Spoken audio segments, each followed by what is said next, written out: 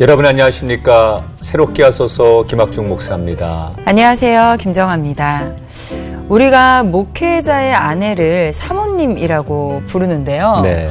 사모님들이야말로 정말 드러나지 않는 자리에서 정말 누구보다 헌신하고 기도하며 빛과 소금과 같은 역할을 하고 계시지 않나 하는 생각이 들더라고요. 네.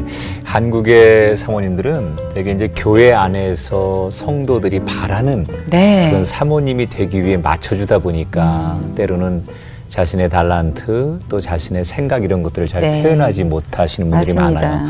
그러나 꿋꿋하게 그 자리에서 하나님의 사랑을 전하려고 또 통로가 되려고 애쓰시는 귀한 사모님들이 많다는 거 오늘 이 시간을 통해 다시 한번 감사의 마음을 전해야 될 것 같습니다. 맞습니다.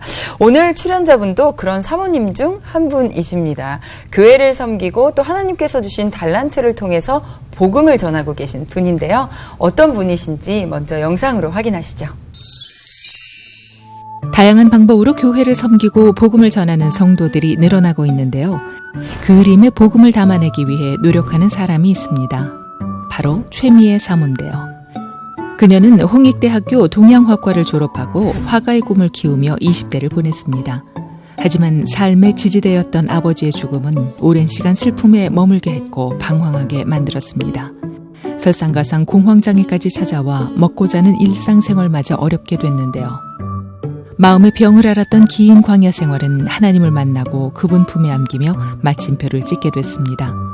그리고 남편 이용우 목사를 만나 교회 개척과 섬김의 삶을 시작했습니다. 녹록지 않은 사역이었지만 복음의 씨앗을 뿌리는 심정으로 10년 넘게 헌신해왔습니다. 그렇게 개척교회의 사역의 어려움을 이겨내오던 어느 날 찾아온 육체적 질병. 원망보단 아픔과 고통 가운데 주께서 동행하신다는 믿음이 커져갔습니다. 그리고 다시 붓을 잡을 수 있게 됐는데요. 그림에 하나님이 창조하신 아름다운 세계를 녹여내기 시작했습니다. 손이 아닌 가슴으로 그린 작품들은 많은 사람과 소통하고 복음을 전할 수 있는 통로가 됐습니다. 개척교회 사모의 고단함, 육체적 아픔과 시련, 그토록 커 보이던 이 일도 훗날 돌아보니 하나님의 은혜임을 깨닫게 된 최미애 사모. 복음의 통로로 살아가길 소망하는 그녀의 이야기에 귀를 기울여 봅니다.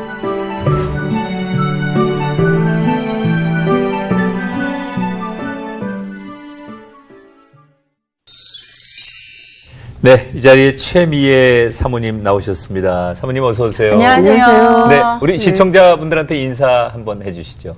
안녕하세요. 네, 세비누리교회 저희 남편이 이우영 목사님이고요.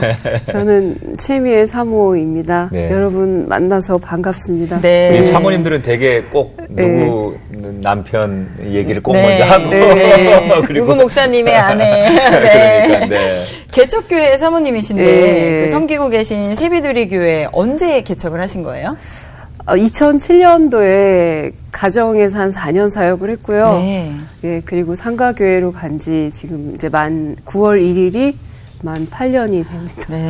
네. 네. 아유, 사역을 한 지 이제 10년이 넘으셨는데 네. 많은 이제 교회 안에 열매들이 있을 것 같습니다. 지금 현재 교인들은 어떻게 구성되어 있으십니까? 예, 그 옆에 요양원이 있어서 네. 요양원에서 오시는 분들이 한 5-6분 계시고요. 네. 그리고 제 목사님이 전도를 굉장히 열심히 하세요. 네. 네. 그래서 오시는 분들이 계시고 그래서 한 20명 정도 네. 네. 그렇군요. 있어요. 네. 우리 사모님은 교회 사역 돕고 계신 것도 있지만 또 특별한 달란트를 통해서 예. 복음을 전하고 계시다고 들었어요. 예. 어떤 방법으로 복음을 전하고 계신가요? 일단은 제가 이제 그림을 그리게 된 동기가 네. 간단하게 정말 내가 목소리를 내도 사람들이 별 관심이 없더라고요. 네. 그래서 네. 어떤 계기가 있었는데 너무 왜 사람들은 말을 듣지 않을까, 힘 없는 자에. 그래서 그때 내가 할 수 있는 달란트가 무엇일까를 생각해서 그때 이제 그림이 딱 떠오르더라고요. 네. 사모님 이제 그러면서- 그림을 전공하셨죠. 네, 네. 네. 옆에 작품이 지금 나와 있는데 네. 우선 좀 작품을 좀 보면서 예. 사모님이 지금 굉장히 이제 떨고 계신 것 같아요. 떨려요. 그래서 작품 얘기하면 안 떠실 것 같아서 예. 본인 작품이니까 예. 작품 소개를 좀 해주시죠. 두 가지 작품이 있는데 예. 우선 지금 장미죠. 예. 네, 어떤 작품인지 소개를 좀 해주세요. 근데 사실 이게 지금 화선지거든요. 네. 그러니까 남들이 보면은 이제 화선지에서 낼 수 있는 어떤 기법이 어떤 한계가 있는데 그런 부분에서 좀 독특한 하나님이 주신 달란트죠. 그리고 이 꽃을 제가 그리게 된 것은 그러니까 하나님이 창조하신 것 작은 것이지만 네.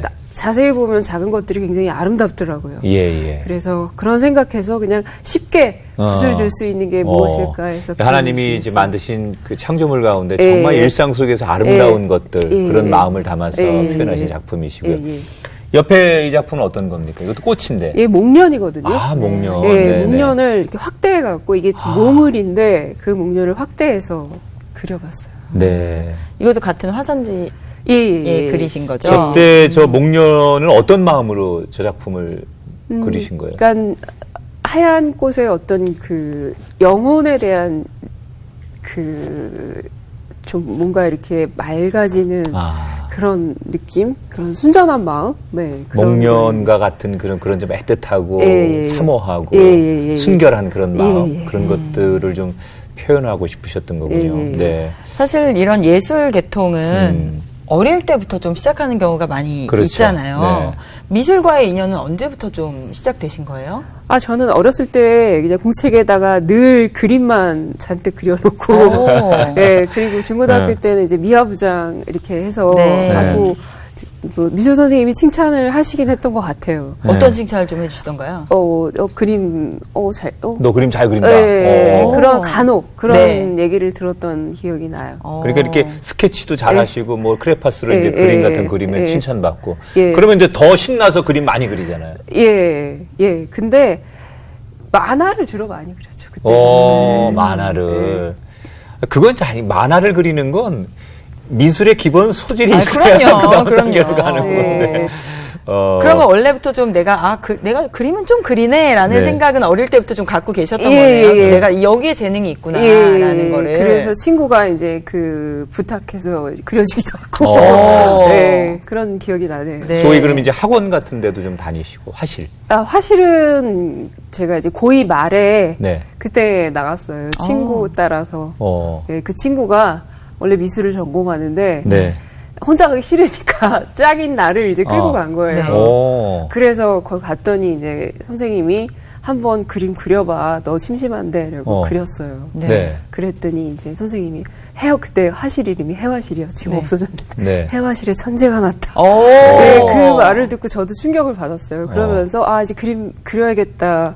예. 그럼 그 그러면서 다니게 전까지만 해도 내가 미술을 전공하겠다는 생각은 안 하셨던 전혀 안 거예요? 했어요. 그래요. 오. 진짜 천재시네요. 그러게요. 아니요. 그런 건 아닌 것 같고요. 어. 예, 그런 길을 이제 보면. 아니 어릴 때 그림을 이렇게 잘 그리셨고 좋아했고 예. 또 칭찬도 받으셨고 예. 그런데 중간에 그러면 이제 부모님이 봤을 때나 예. 본인 생각에 예. 미술의 소질이 있는데 이걸 좀 잘 살려보겠다. 전공하면 좋겠다 이런 생각을 안 하셨어요? 부모님이 혹시 그런 코치를 안 해주셨어요? 저희는 저희 어머니가 이제 방목을 하고 키우셔갖고 네. 예, 저 같은 경우는 막내딸이기 때문에 그런 거에 대해서 전혀 네. 우리 때만 해도 아주 옛날이잖아요. 그래서 신경을 안 쓰셨어요. 네. 오. 네. 그러면 뭐 반대하거나 뭐 적극적으로 이끌어주는 것도 전혀 없이 그냥 그 고등학교 2학년 때 그러면 이제 화실 가서 그렇게 재능을 발견하시고 예. 어쨌든 간에 내가 이걸 전공해봐야 되겠다, 대학을 일리 가야 되겠다고 생각했을 때 부모님이 아셨을 거 아니에요? 예. 그때는 뭐라 그러셨어요? 저희 아버지께서 좀 뭐라 그러셨죠. 공부 못할 반대를. 예. 너는 뭐 공부를 잘하는 애인데 공부해야지. 아니 공부를 못하는데 뭐 그런 그 옛날에 그러면 어떻게 혼자서 그냥 집에서 반대했는데 예. 그래도 난 하겠다 하는 마음을 예. 먹고 예. 공부를 하신 거예요? 예.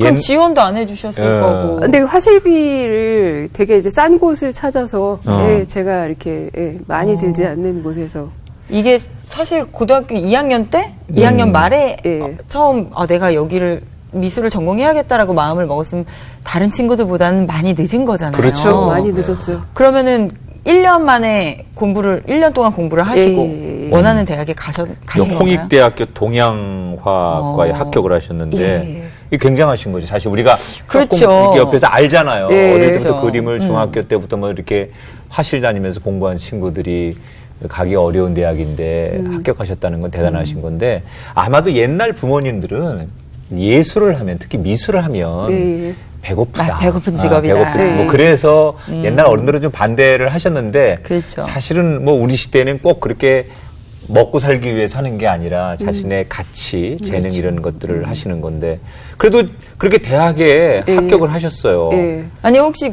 공부하면서 1년 동안 공부하시면서 그래도 나는 붙을 거야 라고 예상을 하셨나요? 아니 그런 생각은 전혀 하지는 않았고요. 그냥 너무 재밌어서 아. 아침에 일찍 가서 이제 고3 언니들보다 더 일찍 가서 혼자 그림 그리고 좀 미움을 받았죠.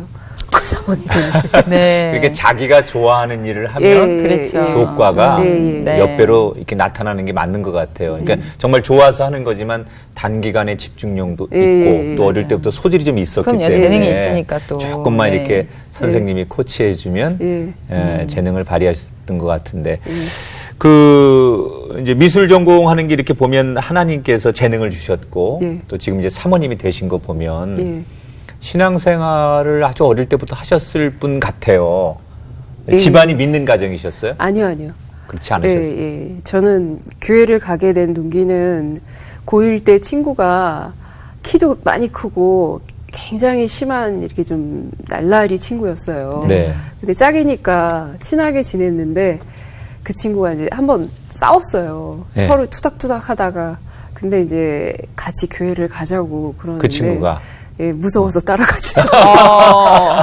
아니 진짜로. 여자친구인데 예.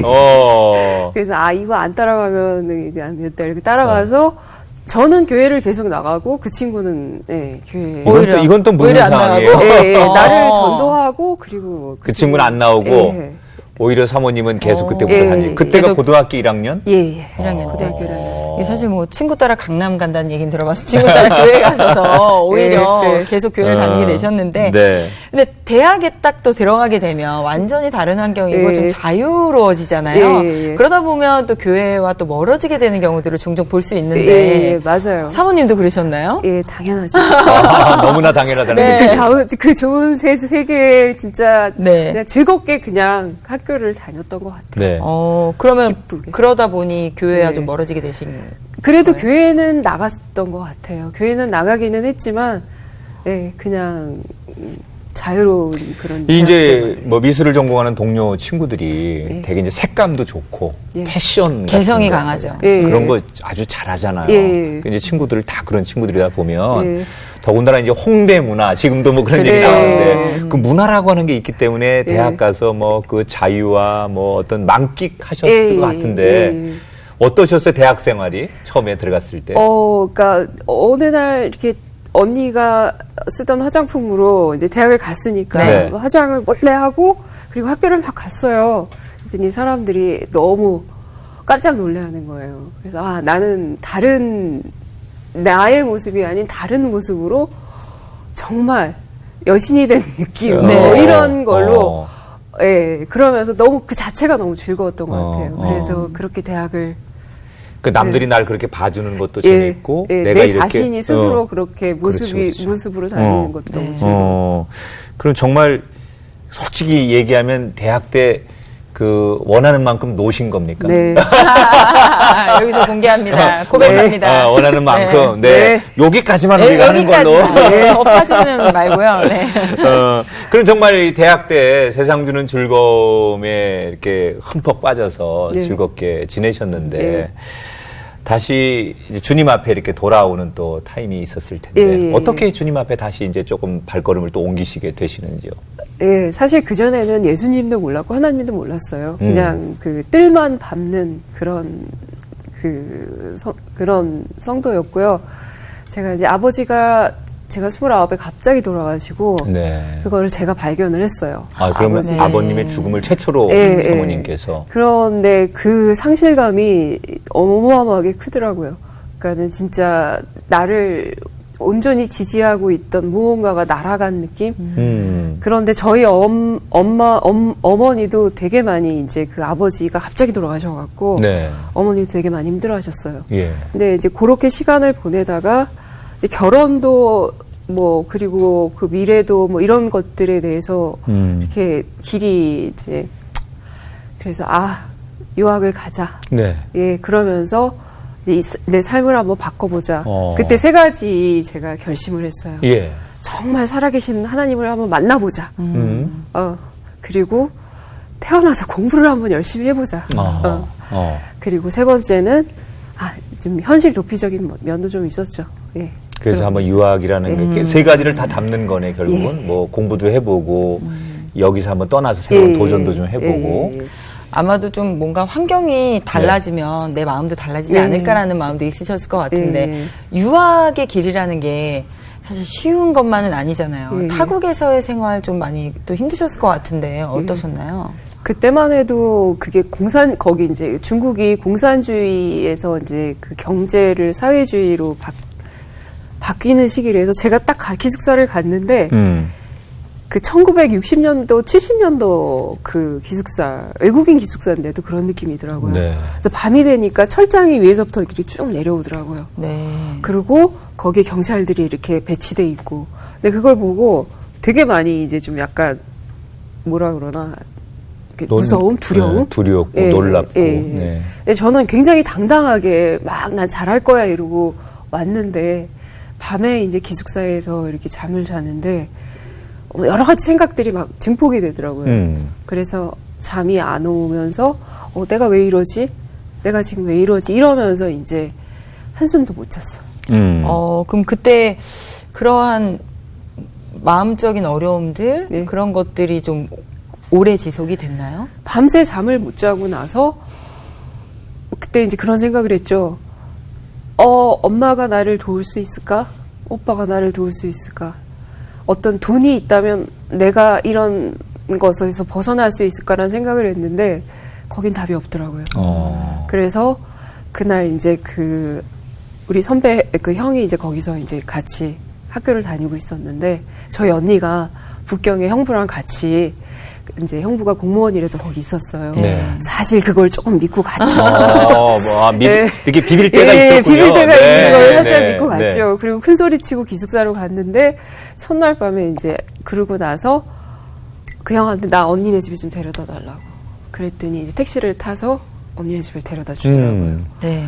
그래서 너무 마음이 힘들고 그래서 이제 성경책을 들고 방에 들어갔어요. 그래서 언니네 집에 놓인 성경책. 그럼 언니는 교회를 다니고 아주 있었던 신실한 크리스찬이었어요. 네. 형부도. 그래서 그 성경책을 들고 그 방에 가서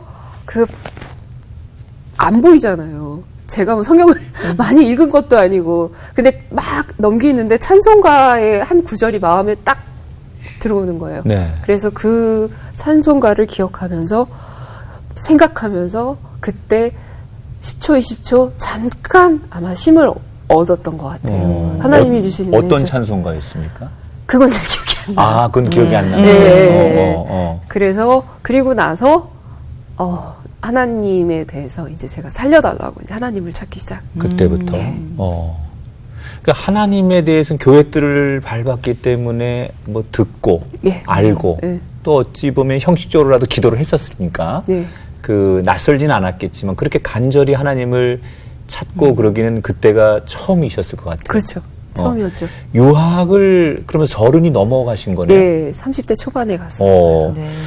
그러면은 이제 그때 그런 이제 경험 또 뭔가 두려움과 잠시의 평안함 이게 교차하면서 내가 이렇게 두려워하는 이유 뭐 이런 것들이 지금 현대의학으로 따지자면 예, 예. 그런 것들이 어쩌면 뭐 불안감, 예, 예. 또 공황장애 예, 예. 뭐 이렇게 이제 표현하잖아요. 예, 예. 그런 비슷한 증상이었을 것 같은데 예, 예. 그런 것들이 찾아온 원인이 어디 있다고 생각을 하셨어요, 당시에? 제가 오만망자했죠. 아, 본인이 예. 진단했을 때. 예, 네. 그리고 저는 이제 스스로 되게 제 자신이 강하다고 생각을 했어요. 네. 그리고 나는 다 할 수 있을 거야 라는 생각을 했는데 막상 현실적인 어려움 앞에 딱 처하고 나니까 내 자신이 이제 아니라는 것을 완전히 무너지면서 왜 이러지? 왜 이러지? 그러니까 내 약한 부분을 이제 딱 보게 된 거죠. 그러니까 그게 이제 아까 얘기를 좀 연결하면 아버님이 갑자기 29살 때 돌아가시고 예, 예. 그리고 이제 어머니하고 의지하고 막내딸이니까 예, 사셨는데 어머니도 좀 이렇게 뭐 신앙이 없으시면 예, 좀 불안해하시고 예. 남편이 없고 그러면 예. 뭔가 그렇죠. 더 걱정과 염려가 많고 막내딸과 어머니가 그렇게 막 걱정을 주고받다 보면 그런 것들이 심리적으로 예. 올 수 있지 않았을까? 예, 저희 엄마 같은 경우는 어머니는 되게 이렇게 좀 영적으로 하고 뭐 그건 잘 모르겠고요. 어쨌든 되게 예민하신 분이셨어요. 그래서 우리는 사실 그 미신이나 이런 거에 이렇게 많이 이렇게 젖어온 삶이잖아요. 저희 어머니 세대는. 네네. 그래서 꿈이나 이런 거에 대해서 이제 말씀을 하시면 저는 굉장히 많이 불안했어요. 예를 들어 어떤 거 생각나는 게 있으세요? 어머니가 어떤 얘기를 하셨을 때 그 당시에 이렇게 좀 불안하셨는지. 그러니까 뭐 이제 저희 아버지가 돌아가시기 3일 전에 네. 어머니가 꿈을 꾸셨어요. 그래갖고 제가 머리에 하얀 꽃을 꽂고 행렬을 이렇게 쫓아가는 그런 꿈을 꾸셨다고 하더라고요. 네네. 그런 식으로 저희 엄마가 이제 저한테 야 이제 오늘 뭐 이제 꿈자리가 안 좋다 그러면 제가 이제 가슴이 퉁 떨어지고 예 그런 게 이제 왔었죠. 그러니까 어머니가 이제 그런 얘기를 일상 속에서 많이 하시고 예, 예, 또 예. 그런 영향을 좀 받고 예, 그러니까 예. 항상 그런 거 좀 물려 물렸어요. 있었다고 보면 되겠네요. 어떻게 보면 중국에 갔던 것도 엄마와의 좀 분리되어져서 더 누군가 하나님에 대한 존재를 또 알아갈 수 있는 또 중요한 시간이 됐을 수도 있겠어요. 예, 예. 근데 그렇게 심적으로 좀 어떻게 보면 어려운 상황에서 하나님의 또 그런 치유하심 또 안락함을 또 느끼셨단 말이에요. 예, 예. 그러면 그 이후에 다시는 또 그러한 뭐 공황장애라든지 불안감이라든지 그런 것들이 다시 오진 않았나요?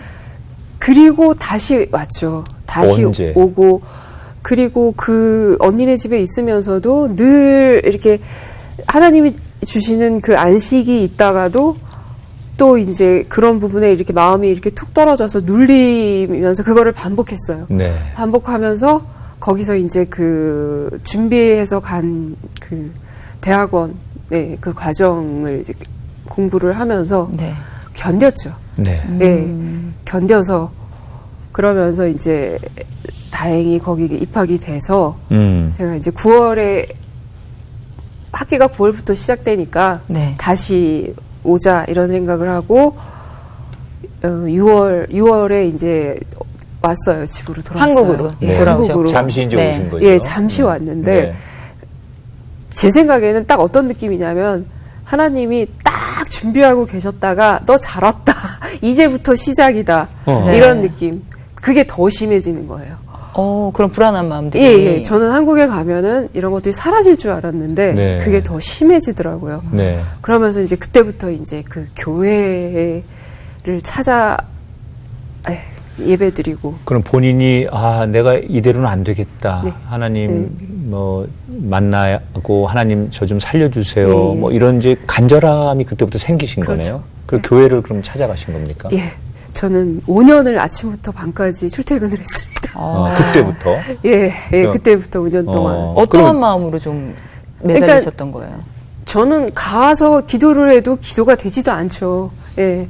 그냥 무조건 하나님이 계신 곳이라는 생각으로 성전에 가서 그냥 혼자서 앉아 있기도 하고 또 뭐 너무 힘들면 거기 이제 한강이 있었거든요. 거기서 이렇게 앉아 있으면 어떤 사람이 이제 낚시하던 분이 캔 그 커피를 주면서 용기 내라고 그런 경험도 하고 그러면서 그렇게 시간을 5년 동안 계속 집회와 예배와 참석할 수 있는 모든 것에 쫓아다니면서 현실에서 내가 너무 힘들고 예. 어려우니까 의지하고 예. 매달릴 곳이 예, 하나님밖에 없다. 없어서 예. 5년 동안 정말 아침부터 저녁까지 예, 예. 거기에 거하면서 예. 살려주세요. 예, 살려주세요. 그럼 이렇게 우리가 보통 이제 상담도 받고 예. 또 도움을 받잖아요. 너무 힘들면. 예. 뭐 그런 좀 도움의 과정들은 없으셨어요? 당연히 이제 상담을 받았죠. 네. 예, 두란노 연결해서 이제 그쪽에 제가 전화를 했어요. 큐티 책을 보니까 두란노 상담에서 전화를 해서 상담 선생님 연결돼서 상담을 받았어요. 네. 예. 그러면 상담을 받는 과정 속에서 좀 어떤 변화와 회복이 있으셨어요? 예, 제가 이제 상담을 받으면서 저 자신을 많이 들여다봤죠. 내가 참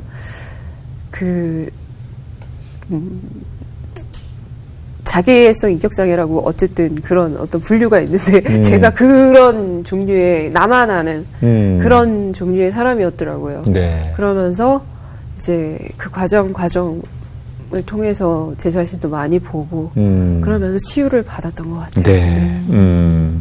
이게 이제 본인이 그렇게 어찌 보면 환경적으로 예. 많이 눌려 있었고 예. 그러는 과정 속에서 일어나려고 많이 애쓰셨는데 그 뒤에 그렇게 열심히 힘들게 살아오면서 우리 인간적으로는 네. 사모님이라는 자리에 딱 가셨을 때 어떡하지?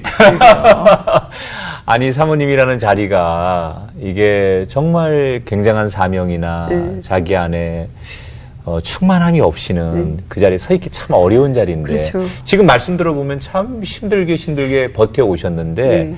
사모의 자리까지 가셨어요. 예. 어떻게 사모님이 되셨을까? 너무너무 지금 들으면서 저희도 안타까운데 네. 또 사모님이 되셔서 더 힘드신 건 아닌가 걱정이 네. 돼서 어쩌다가 사모님이 되셨어요? 어쩌다가 저도 어쩌다가. 사실은 이제 신앙생활을 하면서 너무 빡세게 힘들게 맨날 기도실을 눈물을 뚝뚝 흘리면서 올라가면서 맨날 기도를 했거든요. 하나님 네. 저 좀 먹게 해주시고 자게 해주시고 편안하게 해주세요. 그런데 그 주변 사람들이 야, 너 보니 만만치 않다. 너는 그렇게 말을 많이 하더라고요. 네. 근데 이제 결정적인 부분은 저도 이제 되게 많이 그 부분에 대해서 두려웠어요. 내가 하나님이 나를 사역자를 시키면 어떡하지? 난 못하는데. 그런 마음을 갖고 있었는데, 어떤 분이 이제 그 안수 기도를 해주시면서, 내 양을 먹이라. 목사님이. 네네. 그 말씀을 해주시더라고요. 근데 오히려 마음이 편했어요. 한편으로는 너무 두려웠는데, 한편으로는, 올 것이 왔구나. 그러면서 이렇게 마음이 내려지더라고요. 네. 근데, 이제 그 상담 공부를 할 때 그 전도사님이 저한테 이제 사람들이 늘 물어보는 게 이제 생긴 것도 이제 뭐 이렇게 나름대로 아름다우세요. 네. 맞아. 그 얘기를 듣기 위해서 예 그리고 그러니까 왜 결혼을 안 하냐는 말을 그러니까 네. 습관적으로 너무 많이 하더라고요. 네. 내 아이가 있는데 그러니까 저는 그게 너무 싫었어요. 그래서 내 방법을 바꿨죠. 그 전도사님한테 처음으로 저한테 말만 하지 마시고 소개를 먼저 시켜주세요. 그랬더니 정말 소개를 시켜주신 분이 목사님이신 거예요. 지금 네. 남편. 예, 그래서 아니시고. 근데 그래서 생각을 해봤죠. 제 나름대로 이제 머리를 이제 막 굴린 거죠. 그래서 그래도 사역자가 되는 것보다는 사모도 사역자다. 목사님 뒤에 숨자. 그런 생각은 조금 나중에 했고요. 그리고 이제 목사님이 이제 그때 이제 만나기로 했는데 제가 감기가 너무 심하게 걸렸어요. 네. 그래갖고 그리고 이제 또 안 하고 싶은 생각도 살짝 있었어요. 또 이제 갑자기 두렵고 사모가 된다는 그래서 안 거에 만나고 대해서. 싶은 생각이 있어갖고 전화를 했죠. 그래서 목사님 저 감기가 걸려서 못 나갈 것 같다 오늘 약속인데 근데 그때 이제 목사님이 굉장히 저희 남편이 목소리가 되게 좋거든요. 너무 좋은 목소리로 그러세요? 그러면 뭐 어떻게 오늘은 못 가겠네요 이러는데요. 제가요 3일이면 나을 것 같아요. 먼저. 제가 네. 그러면서 만나요. 이렇게 해서 네. 만났어요. 목소리에 넘어가셨군요. 목소리에 넘어왔어요. 목소리에. 넘어가셔서 어떻게 또 결혼까지 하시고 사모님이 예. 되셨어요. 예. 이게 각오를 하고 예. 그 사역에 함께 뛰어들었지만 예. 또 개척교회 사모로 살아간다는 게 사실 현실적으로 굉장히 힘들고 고된 일들이 많잖아요. 어떤 것들이 좀 많이 힘드셨어요? 사실 목사님이 굉장히 열심히 전도를 하시고 굉장히 네. 열심히 이제 사역을 하시고, 근데 이제 저는 오히려 그냥 조용히 이렇게, 사실 그 성도들의 역동이 대단하잖아요. 근데 그러면은 본 것도 안 본 척하고 입을 다물고 이러면서 이제 그 시간들을 보냈는데, 그런 부분들이 혼자서 삭혀야 되는 부분들이 되게 많이 힘들더라고요. 그렇죠. 네, 그 네. 부분이 제일 예. 이 사실 사모님의 자리가 남편 목사님과 또 성도들 사이에 마치 중간에 서서 이쪽 얘기와 이쪽 얘기를 연결도 해주고 네. 또 뭐 전달도 해주고 네. 뭐 그런 역할을 되게 사모님들이 많이 하세요. 예, 예. 사모님들 그런 걸 많이 좀 느끼세요? 그럼요. 그런 부분이 많이 힘들죠. 네. 많이 힘들고, 그리고 또 제가 목사님한테 전해야 될 얘기, 전하지 말아야 될 얘기, 또 이제 목사님의 또 어떤 성향, 기질이 있으니까 그런 부분들에 대해서 좀 중간에서 네, 중간에서 알아서 이렇게 필요하죠. 그렇죠. 그런 지혜가. 네. 사실 개척교회의 사모님들은 이제 몇 가지의 그 어찌 보면 환경들이 동시에 오잖아요. 네. 작은 교회로서의 현실적 문제, 또 작은 성도들 간에 생기는 여러 가지, 작지만 그 안에 생기는 여러 가지 현실적인 문제들을 이겨 오셔야 되는데, 네. 그렇게 사모의 역할도 참 힘드신데, 또 한 번의 큰 어려움이 찾아오셨어요. 2015년에 예, 생각지도 않은 네. 질병을 얻으셨더라고요. 예, 암 유방암을 네. 선고받았죠. 네, 그 당시 어떤 상황이셨어요? 그 당시는 솔직히 말하면 이제 목사님과 저와의 갈등이 좀 있었어요. 성도 셋 이렇게 그런 부분에서 이제 목사님이랑 이제 사실 부부라는 부분이 그렇잖아요. 쉽지가 않잖아요. 네. 그렇죠. 남편이면서 목사님이면서 그런 부분에서 쉽지가 않은데, 그런 부분에서 이제 제가 이제 갈등이 있었던 것 같아요. 네. 그러면서 뭐 여러 가지 복합적인 네, 요인이 네. 있었겠지만, 뭐 검진을 통해서 발견이 되신 거예요? 아니면 아니요, 이제 목사님이 저를 끌고 갔죠. 어. 멍울이 너무 심하게 만져지니까 어. 너 이러다 죽는다. 네. 그래서 가보니까 이제 암이라고 판정을 받으신 거예요. 3기 예, 진단 예. 받으셨고 그럼 수술을 받으신 거예요? 예. 네. 사실 지금까지 또 걸어온 길도 힘드셨는데 그런 질병을 얻게 됐을 때 인간적인 마음으로 하나님을 원망하기도 하고 그럴 수 있을 것 같은데 오히려 그림에 집중할 수 있는 전화위복이 됐다는 이야기를 하셨어요. 이건 예. 어떠한 이야기인가요? 저는 오히려 그 선고를 받고는 저는 뭐 그렇게 무섭거나 두렵진 않았어요. 그리고 정말 이제 그 목사님이 젊었을 때 이제 누님이 암보험을 들어주셨어요. 네. 그러니까 동생이니까. 네. 네, 그랬는데 이제 목사님이 그걸 계속 쭉 부어 오셨고 몰랐어요. 근데 그 제가 치료 시작하면서 끝나는 그 시간 그때까지 그 원래는 그 배우자와 자녀한테 그게 나온다고 그 사실을 늦게 알게 됐거든요. 그러니까 내가 보험을 들었지만 아니 목사님이 그러니까 내가 들었지만 내 배우자나 자녀가 아팠을 때도 보험금이 나오는. 네. 그래서 거기서 이제 600만 원이 나온다고 했는데 1,200만 원이 들어온 거예요. 그래서 네. 이제 목사님이 전화를 했죠. 왜 이렇게 많이 들어왔냐 그랬더니 이제 그 특정 암은 2배를 준다. 네. 근데 너무 기가 막힌 게 그 시작하고 끝나는 거기에 딱 들어간 돈이 1,200만 원이었어요. 그래서 그런 과정을 통해서 힘들었지만 저는 이제 오히려 이제 서로가 서로를 같이 바라볼 수 있는 이제 목사님과 제가 오히려. 같이 이렇게 할 수 있는 그런 계기가 됐던 것 같아요. 그럼 그때 이제 작품도 좀 네. 본질적으로 많이 깊이 묵상하며 예. 많이 그리시고 예, 그때 많이 그렸죠. 완치가 되신 예, 거예요? 예, 지금 예. 건강하신 거예요? 예. 어. 그 6개월에 한 번씩 가서 이제 진단받고. 그러니까 하나님이 뭐 어찌 보면 아픔은 좀 주셨지만 이 작품에 대한 그렇죠. 깊은 네. 영감 네. 또 그리고 부부간의 더 영적인 회복 이런 것도 주신 기회니까 네. 또 하나님 앞에 나아가는 통로의 시간이었다고 생각하면 되겠네요. 네. 어떻게 보면 아픔은 있었지만 또 은혜로 그림을 또 많이 완성하셨다고 네. 들었어요. 네. 전시를 좀 하셨다고 들었는데 언제 전시를 하신 건가요? 예, 이제 그림이 그리고 모아지고 정말 우연한 게 이제 아는 작품 활동하는 언니한테 전화를 했어요. 네. 근데 그때는 그 기도를 했어요. 하나님이 길을 열어주실 것 같더라고요. 그래서 전 돈이 없습니다. 하나님이 알아서 하세요. 근데 그 언니가 연결을 시켜준 거예요. 그러니까 그 관장님이 외국에 나가는데 빌려주는데 굉장히 싼 값에 그리고 네. 책임져서 이거를 이제 다 문을 닫고 열고 거기 있는 그림도 팔아주고 그거를 제안을 하셨어요. 네. 그래서 저는 할렐루야를 했지. 그 언니가 딱 너가 할래? 그러는 순간 할렐루야 하나님께서 그날 진짜 너무 기뻤어요. 그럼 작품으로 얻은 수익금은 어떻게 좀 사용을 하셨어요? 제가 그 전에 하나님께 서원을 했어요. 그림 시작하기도 전에 제가 그림을 그리면 제가 10의 구조는 하나님께 드리겠습니다. 네. 10의 1조가 아니라 10의 구조를. 구조를. 네. 네. 그림을 파는 모든 수익금에 네. 대해서. 네. 그렇게 서원을 했고요. 그래서 근데 이제 저희 주변에는 또 많은 사모님, 목사님들이 이제 또 힘드신 분들이 참 많잖아요. 네. 네. 그래서 이제 그 수익금들을 이렇게 몰래 사모님한테 쓰시라고. 그냥 사모님만 쓰세요. 사모님이 알아서 쓰세요. 사모님만 쓰세요. 그게 중요해요. 사모님을 위해 쓰세요. 그죠? 네. 목사님 상관하지 말고 그냥 사모님이 어. 알아서 쓰세요. 그러면서 이렇게. 그러면 이제 작품을 팔아서 남는 예. 수익금들을 예.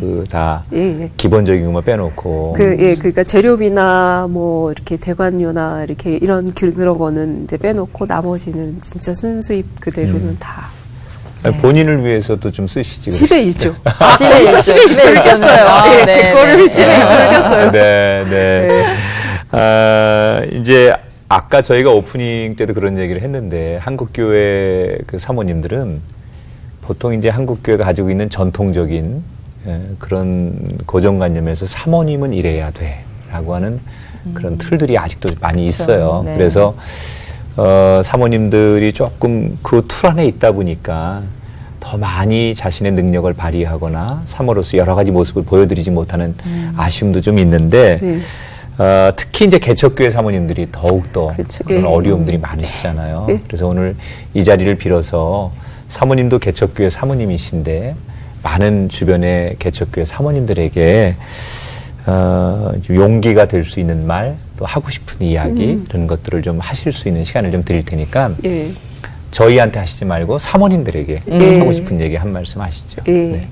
사실 그 목사님도 그렇고 그 개척교회 사모님도 그렇고 많이 힘들어요. 많이 힘든데 사실 하나님을 바라보고 가거든요. 다들. 근데 이제 그런 사모님들을 만나면 정말 서로가 서로를 얘기할 때 하나님이 세우신 목사님이고 하나님이 세우신 사모인데 사실 많이 이렇게 큰 교회에서 도움을 많이 줘요. 근데 너무 감사한데 그것들 너무 감사한데 그 안에서 또 우리 교회 작은 교회를 위해서 또 많은 사람들이 와서 봉사를 해주고 그러는데 그 와중에 정말 속이 상할 때가 되게 많아요. 그러니까 그 최소한 하나님이 세우신 종이라는 그런 부분에 대해서 사실 교회가 작고 사람들 모습이 초라하면 사람들은 자기도 모르게 그거에 대해서 이렇게 표현을 하거든요. 근데 뭐 우리는 들어야 되죠. 거기다 대고 따질 순 없잖아요. 왜 그런 얘기를 하세요? 근데 그런 부분에 대해서 좀 더 이렇게 배려를 해주셨으면 좋겠다 이런 생각이 드네요. 네. 그 여러 사모님들을 대신해서 그럼요. 네. 여러 사항을 말씀하시는 거라고 생각하고 많은 분들이 들으시면서 다 공감하시고 그런 사모님들에 대한 존중과 배려 이런 것들이 충분히 잘 전달되어서 그런 네. 문화가 만들어졌으면 좋겠습니다. 아니, 또 마지막으로 우리 또 어려운 길을 함께 걸어오신 남편 목사님께 하시고 싶은 말씀 있으시면 방송을 통해서 한번 할 수 있는 기회를 드릴게요. 예. 사실 이제 힘들 때나 서로가 부부밖에 없더라고요. 그렇죠. 그런 부분에서 내가 아무리 그런 서로가 서로의 그런 어떤 갈등을 빚어낼지라도 그럼에도 불구하고 내 옆에서 나를 아플 때 지켜줄 수 있는 사람은 남편과 저인 것 같아요. 네. 그래서 그 자체로 너무 감사하고 이우영 목사님 사랑합니다. 네. 네. 이 한마디면 되죠. 그럼요. 예. 결론이 그럼요, 좋습니다. 그럼요. 우리 사모님 또 네. 달란트를 통해서 사역도 하고 계시고 함께 목사님 또 도우시면서 함께 좋은 사역들 하고 계신데 마지막으로 앞으로의 계획과 기도 제목 있으면 나눠주세요. 예. 일단 저희 교회가 세비누리교회가 교화에 있는데 그 교회를 통하여서 정말 하나님이 세우셨잖아요. 많은 사람들이 구원을 얻는 그러한 교회가 되기를 기도 부탁드리고요. 그리고 제 자신에 대해서 하나님이 왜 나를 이렇게 사모로 세우셨을까라는 생각을 해봤어요. 묵상을 많이 하면서 저 같은 경우는 이렇게 좀 이렇게 많은 사람들과 이렇게 좀 많이 놀면서 이제 어느 부분에서 놀면서 살았잖아요. 근데 사람들을 보니까 그 사람들을 이해할 수 있는 그만큼의 또 다른 무엇인가가 있더라고요. 그래서 지금 막 진짜 너무나 이렇게 빨리빨리 변하는 그런 사람들 모습 속에서 거기에 맞춰서 복음을 전할 수 있는 사람이 그 사람들에 맞춰서 일단은 그 사람들이 어떤 모양이든 간에 복음이 들어가야 되잖아요. 그런 부분이 있어서 하나님이 나를 사모로 만드신 그런 게 있지 않을까 그런 생각을 해보고 기도 부탁드립니다. 저 그림을 통해서도 정말 하나님께 영광을 드리는 그런 이제 앞으로는 좀 이렇게 좀 성화를 그릴 생각이거든요. 네.